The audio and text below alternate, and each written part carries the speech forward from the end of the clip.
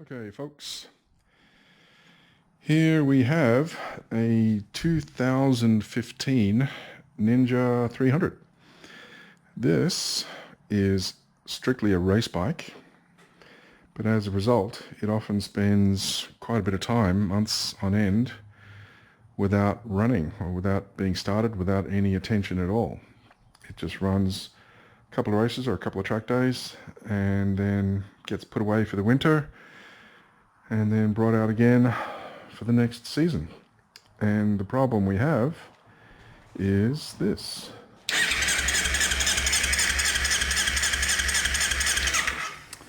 Now, I've worked at multiple dealerships and I had my own shop for many years, and I should thank the people who decided to put ethanol in the fuel here in the United States, because that makes me a lot of money. Or at least it used to before I went back into IT, because ethanol is great at clogging up carburetors and fuel injectors. And I am pretty sure that's the situation we have here. Now, I've already pulled out the plugs and checked them, and in doing so, I was able to confirm that the spark plugs are still firing. So what I'm going to do next is check the fuel injectors. Ooh, and it just started raining. Anyway, so yeah, if you have a motorcycle that ran fine at the end of the season, at the end of summer, at the end of the riding season, but then did not run when you went to start it up for the first time after a couple of months, this will explain the problem. So what we're going to do is we're going to lift the tank off, which is full of gas, and it actually smells okay. It's got a bit of that sort of, it doesn't smell like gasoline, it doesn't smell like petrol. It smells kind of like paint thinner. That is the first sign of this problem. So yeah, if the fuel tank doesn't smell like regular fuel, then you got a problem. So we're going to pull the tank, pull the fuel injectors out and test them, which is a very simple test, and then we will fix the problem. So at least I'm pretty sure that's the issue. So let's get started. All right, so here we are. I've already undone the bolts for the tank, the rear of the tank. No need to get too detailed on that. Now underneath, we have a fuel pump connector. Very easy to remove. Just lift the tab and pull it and it pops off. The fuel line has this little red clip on it. I hope you can see. We just push out the bottom edges and it pops off. Now, because I just turned on the ignition, there's probably going to be a little bit of pressure in this line, so a little bit of gas is going to come out. So I'll just, oh no, it's been too long since it ran. Oh, there it is. Yeah, just a little bit of fuel in there. Okay, so we'll just put this somewhere safe so it doesn't get kicked. Oh, and we have the drain as well.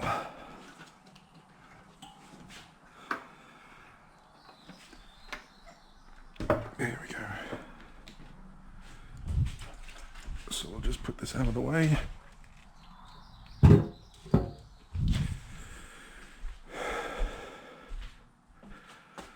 Okay, I've already...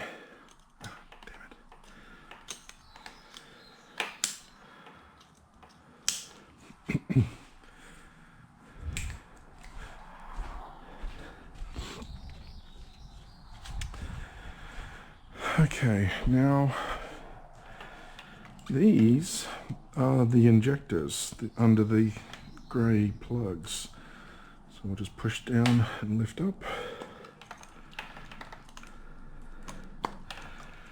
There we go. Now it's just a simple Phillips screw. to get them out, this is what you would call a fuel rail in a automotive application.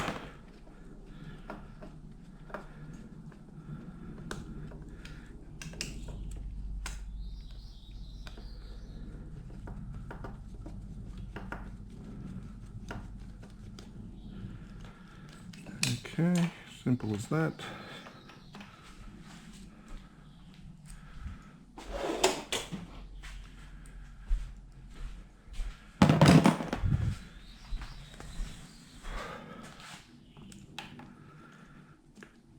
There we go.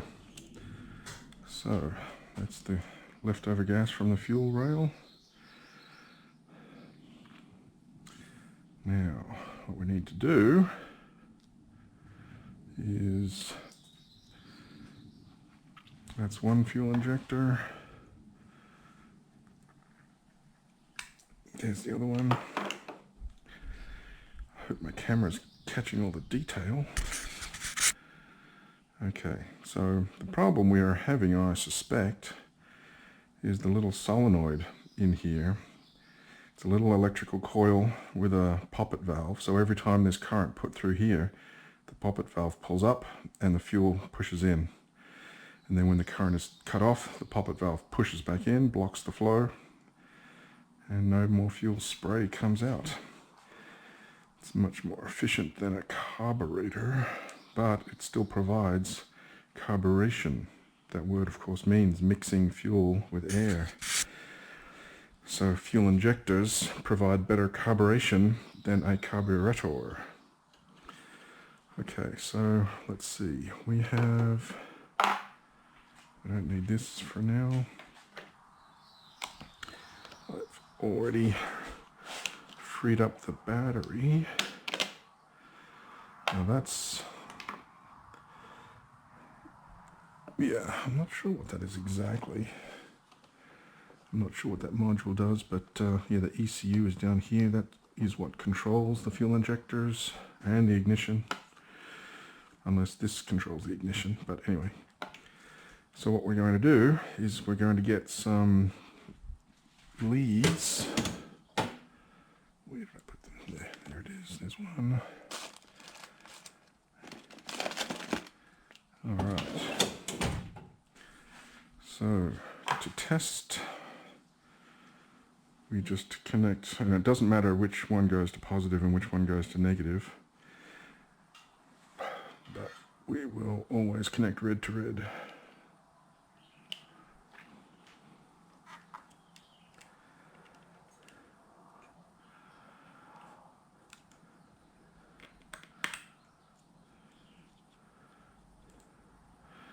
And here goes.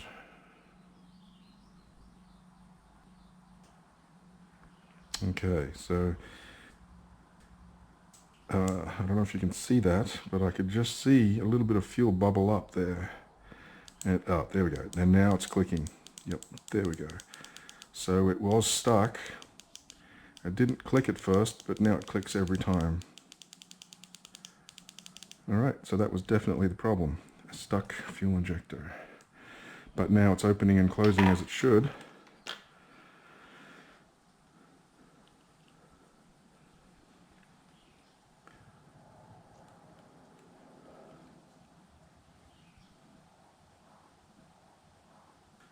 Yep, okay. So, same with that one. By holding on for just a second.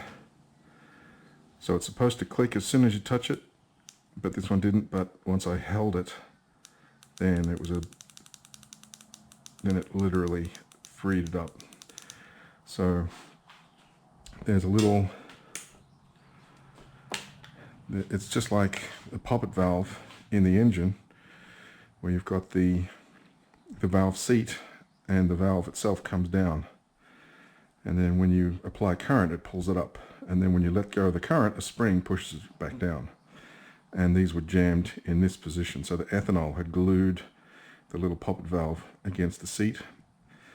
The the millisecond application of current wasn't enough to free the valve, but by putting current against it for a second, that was enough to force it open again, and now it's opening and closing as it should.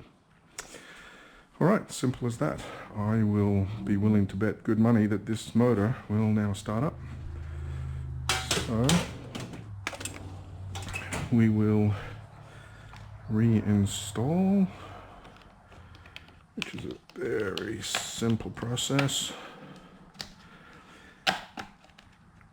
Yeah, this is not a familiar machine to me. I've never really worked on one of these before. Let's see, this one goes that way, so that's got to go.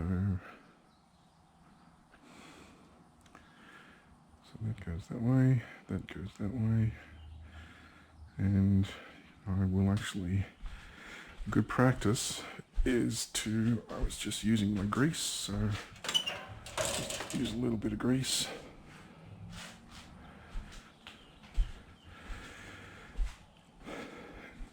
It will cause a catastrophic fuel leak if this O-ring tears, so you don't want to let that happen. So to prevent that, you put a little bit of grease when you reinstall the fuel injectors, because if that O-ring breaks, fuel will come squirting out every time you try to start the engine. That's actually what happened on that MV Augusta. The O-rings were very old, and we tried to resuscitate some old injectors, but that's what happens when you try to save money. It ends up costing you more money. Alright, so that one goes there like that. Yep. Injector here. Nice and gentle with those O-rings. If it takes any force at all, remove and apply some grease and try again.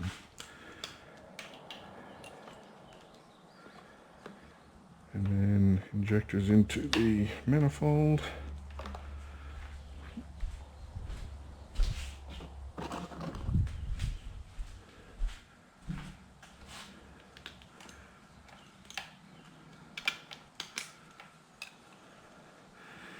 And yeah, as I mentioned, this applies to pretty much all motorcycles in the US or any other country unfortunate enough to mix ethanol with gasoline or petrol or just fuel.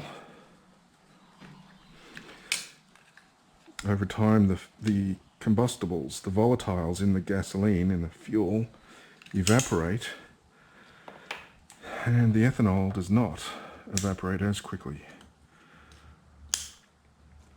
And what's left is this ethanol glue. It loves to gum up carburetors. Here's another set actually. Here's another carburetor, or here's a carburetor that had that exact same problem. Waiting for some new jets for this one. Anyway, bing bang boom. So yeah, it doesn't matter what model it is. I did a VFR 800 that had this problem. Army officer got posted away, left his motorcycle with a full tank of gas, came back a few months later, tried to start it, and no luck. So that one was a big job.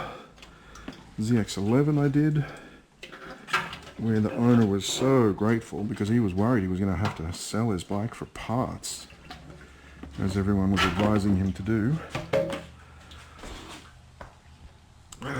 He loved it, but it was an older model. Okay, push it all the way in as far as it'll go, and push the red little clip, and then we Reinstall the fuel pump and fuel level sender. Okay, that actually might be all that's necessary. Let's see. So that buzzing, that whine was the fuel pump.